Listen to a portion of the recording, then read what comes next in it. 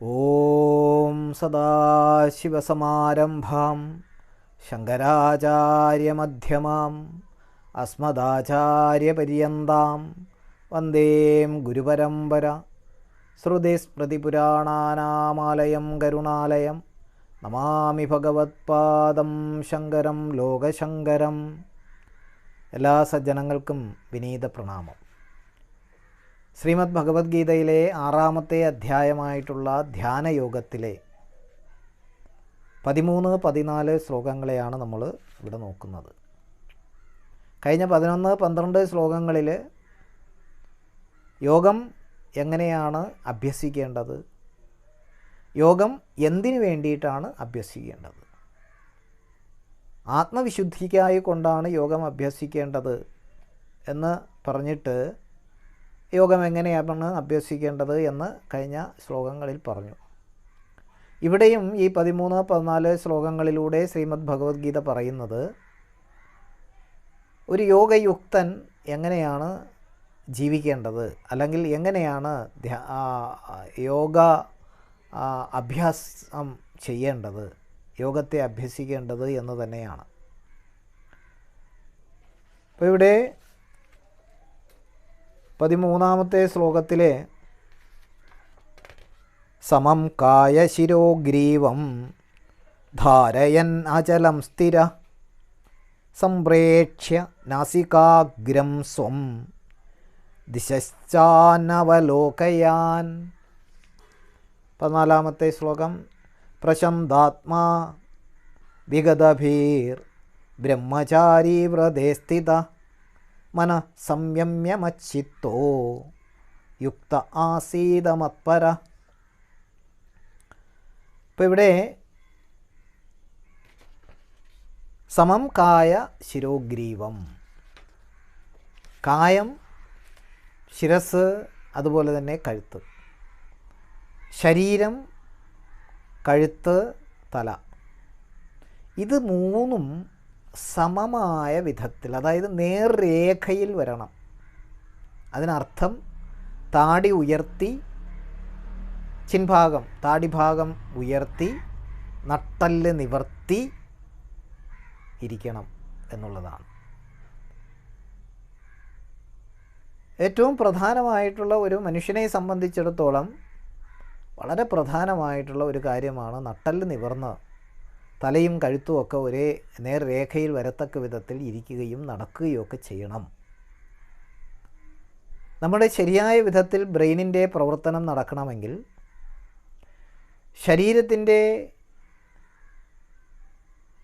ശരീരത്തിൽ നിന്നുള്ള സംവേദനം അത് ബ്രെയിനിലേക്ക് ശരിയായ വിധത്തിൽ സ്പൈനൽ കോഡിലൂടെ എത്തണമെങ്കിൽ, ഷഡാധാരങ്ങൾ ശരിയായ വിധത്തിൽ ക്രിയാത്മകമായിട്ട് ആക്റ്റീവ് ആവണമെങ്കിൽ ഒക്കെ നട്ടല് നിവർന്നിരിക്കണം. സത്ചിന്തകൾ, നിർഭയത്വം, നിശ്ചഞ്ചലത്വം, ഇതൊക്കെ ഒരു വ്യക്തിക്ക് ഉണ്ടാകുവാൻ വളരെ പ്രധാനമാണ്.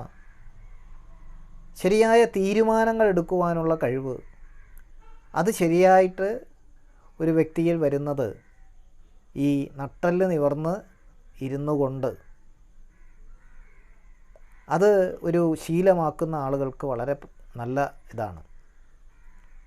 ശരിയായ തീരുമാനം കൈക്കൊള്ളാനും ശരിയായ കാഴ്ചപ്പാടുണ്ടാവാനും ഒക്കെ വളരെ പ്രധാനം. അതുകൊണ്ടാണ് നമ്മൾ യോഗയിൽ എന്ന് മാത്രമല്ല നട്ടല് നല്ലപോലെ നിവർന്നിരിക്കുകയും നടക്കുകയും ചെയ്യണം. വിദ്യാർത്ഥികളെ സംബന്ധിച്ചിടത്തോളം വിദ്യാർത്ഥികൾ ക്ലാസ് റൂമിലിരിക്കുന്ന സമയത്ത് നട്ടല് നല്ലപോലെ നിവർന്നിരിക്കണം. അപ്പോൾ അവർക്ക് ഒബ്സർവേഷൻ,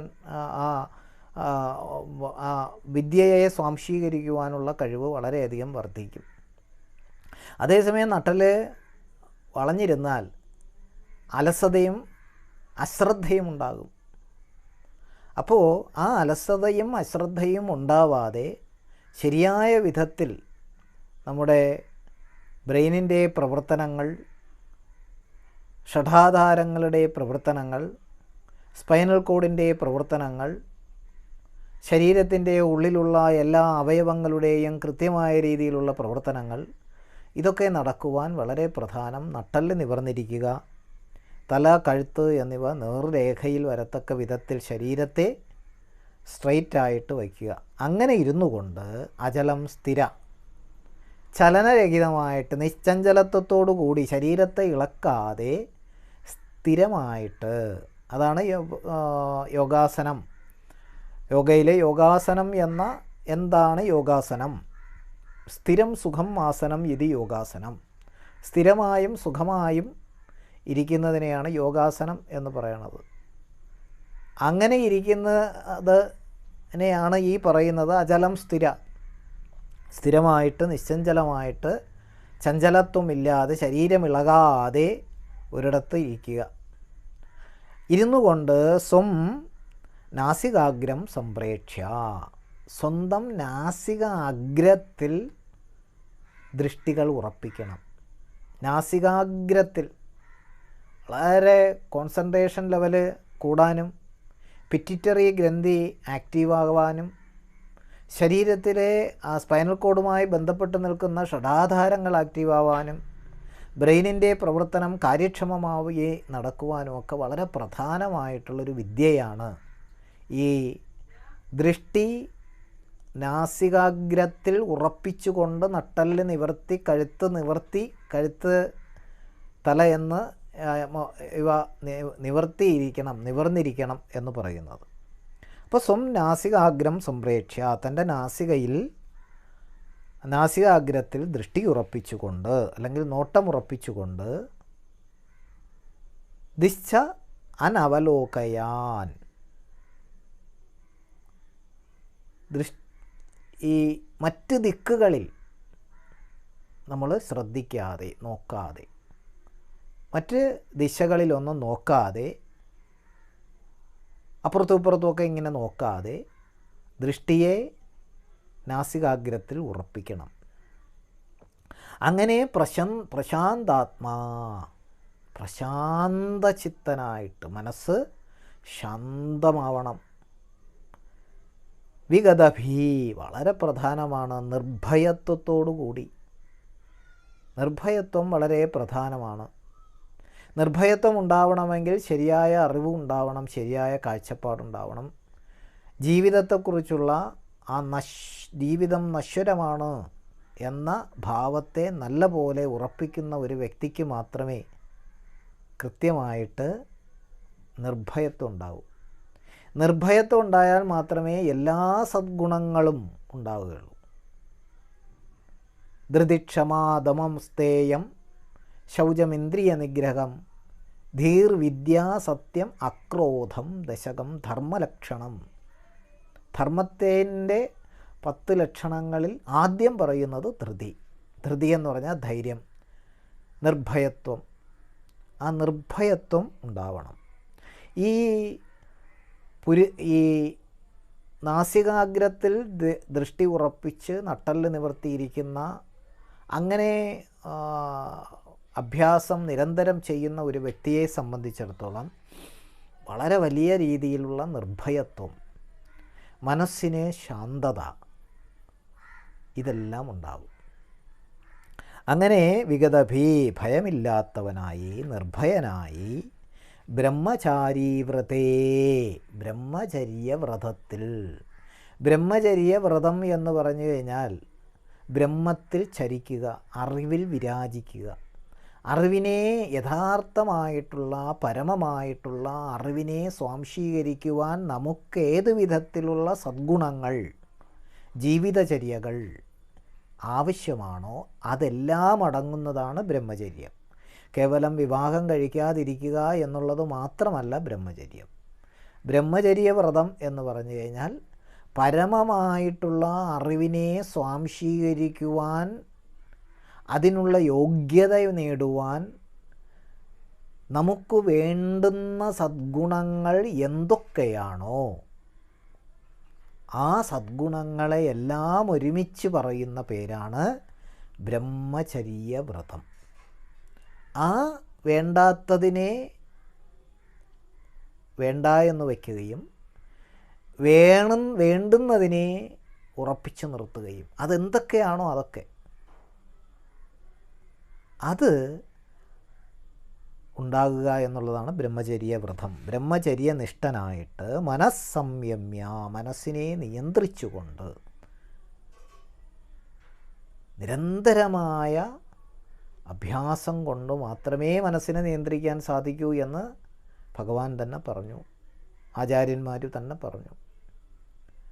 അപ്പോൾ മനസ്സിനെ നിയന്ത്രിച്ചുകൊണ്ട്, മനസ്സിനെ നിയന്ത്രിക്കണമെങ്കിൽ തന്നെ മേൽപ്പറഞ്ഞ ഇത്രയും കാര്യങ്ങളൊക്കെ ഉണ്ടാവണം. എന്നാൽ മാത്രമേ മനസ്സ് നിയന്ത്രണ വിധേയമാവുകയുള്ളൂ.